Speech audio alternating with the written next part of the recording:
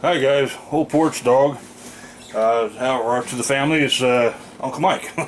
The reason I'm making this video is my son Travis is living down in Idaho, and I picked him up a reloading system here a while back, or for Christmas anyway, and was asking him if he's been doing any reloading yet, and he said no, not yet. He hasn't got the brass tumbler yet to clean up the brass, but I told him, well, make sure that before you load anything, you got to make sure you trim your brass to length first.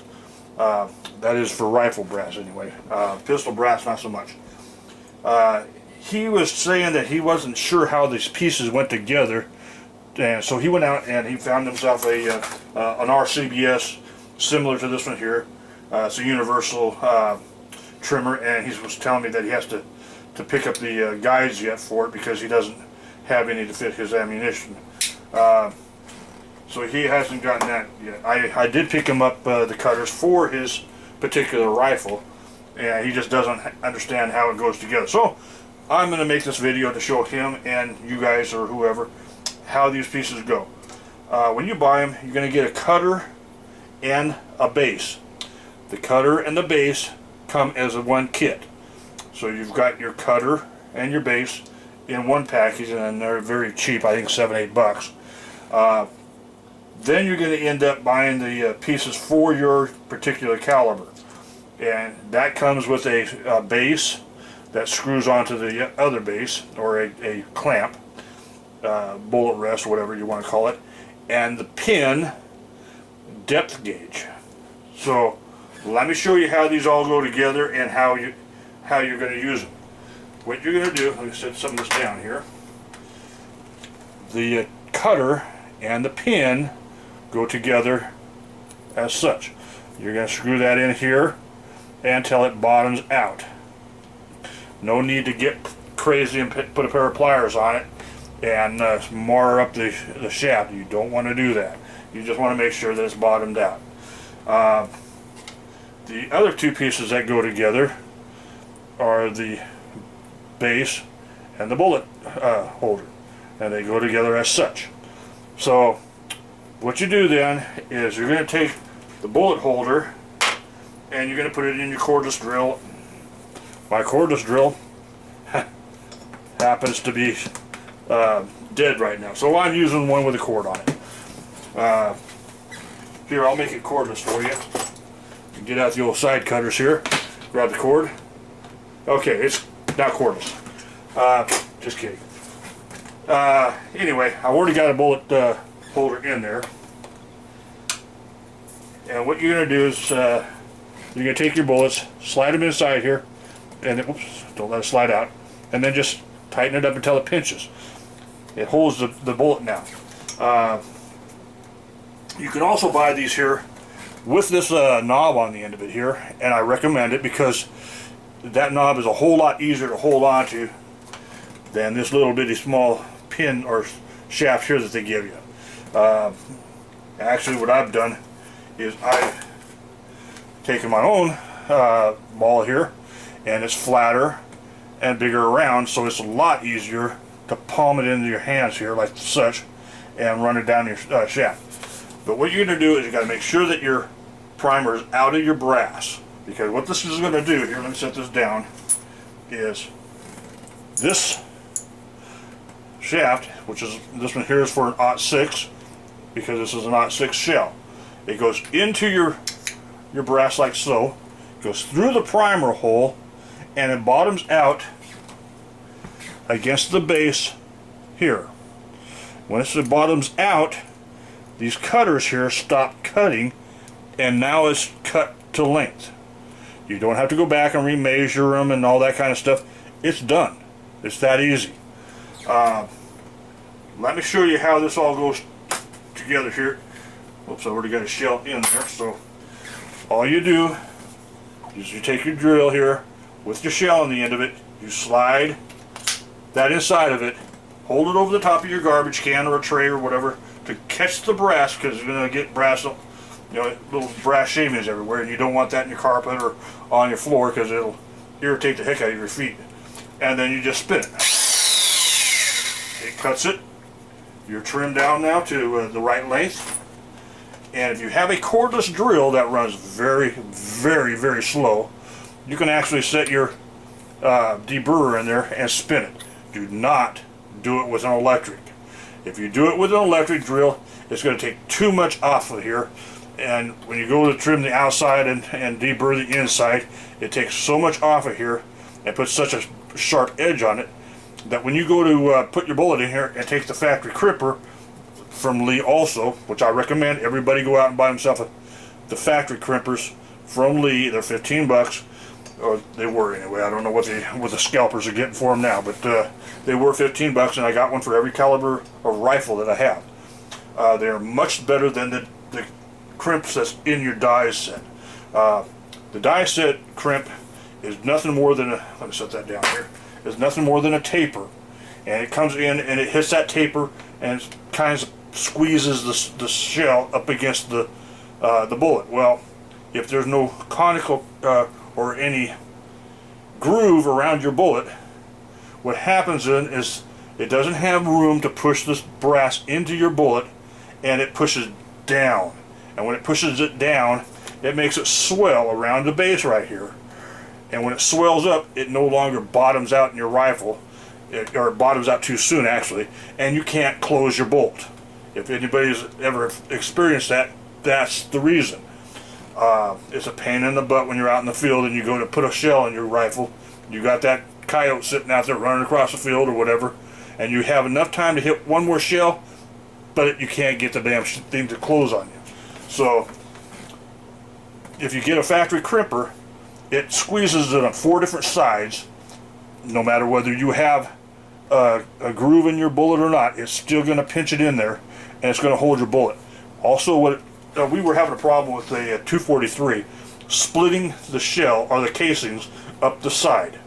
And as a matter of fact, we were having a problem with a 06 doing the same thing. And an old fart told me to go back and get one of these crimpers. He says that what happens, he says, is when you fire your gun, the primer goes off, and that little bit of a time when it's catching the powder on fire and it's doing its thing, that bullet comes dislodged and goes thunk, and it hits the rifling, and then it builds too much pressure and it splits your shell. He says what happens then if you get the crimper, he says it holds everything in place. The primer goes off, it starts to fire, it builds pressure, then it drives it out the barrel, he says, and it doesn't come dislodged. It just drives it on out, and you don't have the problem with the splitting.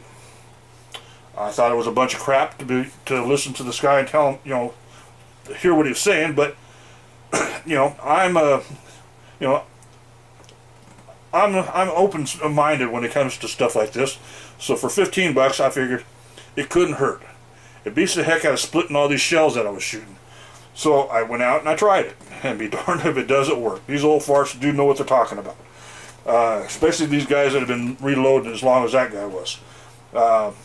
Anyway, long story short, if you got a problem with it splitting on you, it's worth the 15 bucks. Go out and buy it. Anyway, this is how your die or the thing works for your Lee trimmer. Anyway, is that just slides through there, trims it off. You go ahead and grab your deburr the inside, deburr the outside of it. Now you go, that thing's ready to be primed. Throw some powder in, and away it goes. I do recommend that you have one of these things here, just because there's not, yes, these work for everything.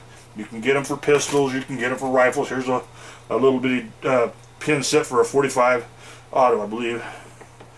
It looks like it anyway. But anyway, you can get it for pistols, you can get it for rifles. The only problem that I'm finding is around our area is these aren't always available for the caliber that you might have that you're looking for. This is pretty much universal for everything. They do recommend that you get these little guides here for the particular round that you're using, but it's not necessarily a have to have. Get one that's close and it'll work.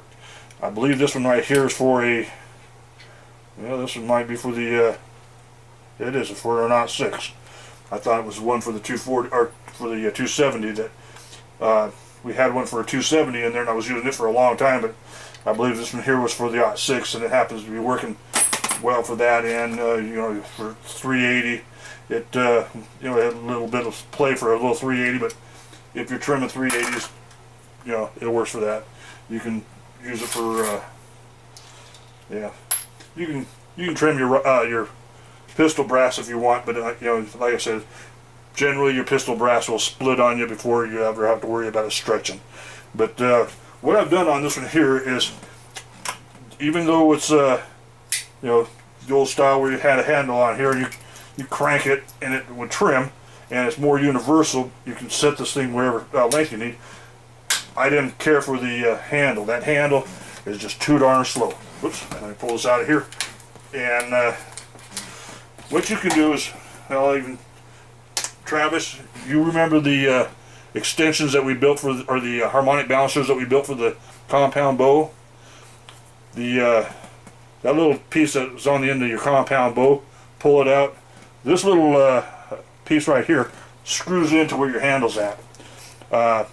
It's doubled, or what do they call it, a sleeve, or it's threaded on both ends anyway. And you can thread this onto your where your handle's at, get a bolt, screw your bolt in there and cut the head off, and then it'll fit into your drill. Now you can take this thing here, we're going to have to run that out a little bit here. Okay. Now, you got it automatic here, much faster, works just about as fast as your lead trimmer.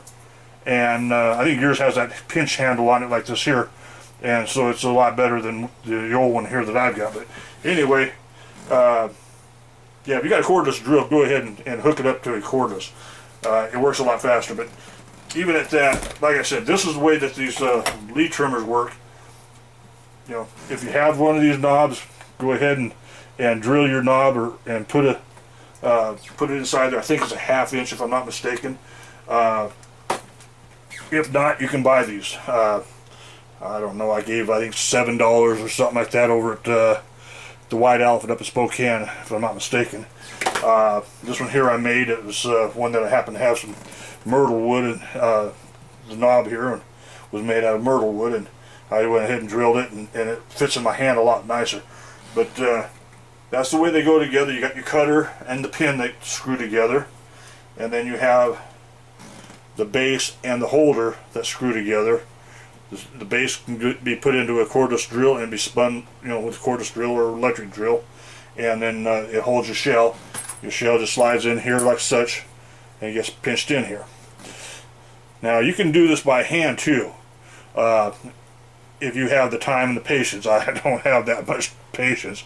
You can just slide it through here like this and spin it with hands, and it will cut just fine.